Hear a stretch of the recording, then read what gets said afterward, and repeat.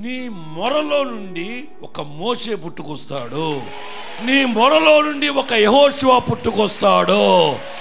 Yes, నీ యొక్క ప్రార్థనలో నుండి కొంతమంది నాయకులను దేవుడు తయారు చేసి నీ ఎదుట నిలబెడతాడు. హల్లెలూయా.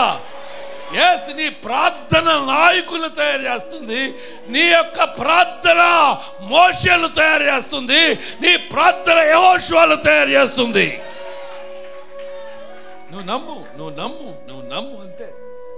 ఇజ్రాయేల్ యొక్క మూలుగులను బట్టి కదా మోషే అనేవాడు బయటికి లేచింది. కనుక దీనులను దేవుడు జ్ఞాపకము చేసుకుంటాడండి. దీనులను దేవుడు జ్ఞాపకము చేసుకుంటాడు.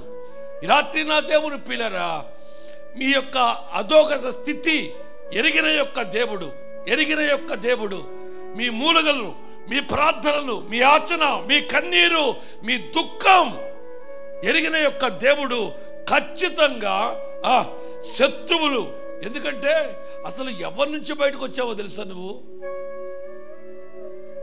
వాక్యం ఇంత నేను చదివించానండి. అన్ని ఎవరి నుంచి? ప్రసిద్ధి చెందిన యొక్క రాజుల నుండి, గొప్ప రాజుల నుండి నువ్వు బయటకు వచ్చిన దానివే. ప్రైజ్ లా.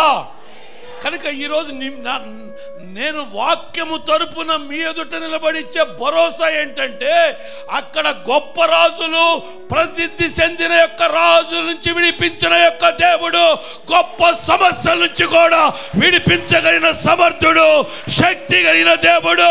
ఒక విమోచన ఉన్నదే.